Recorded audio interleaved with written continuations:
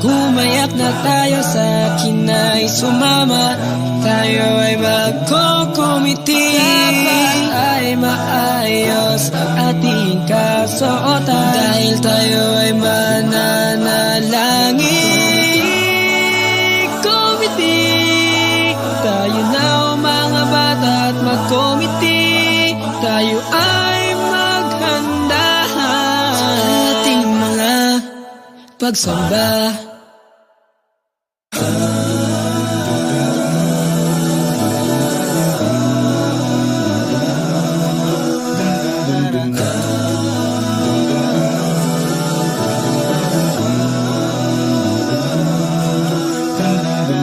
Pakinggan nating mabuti ang mga tagubilin. Ang mga kabataan sa tunay na iglesia dapat ay laging sumasamba. Mga maling gawain ay iwasan natin. Baka magkulang natin ay ikalang natin.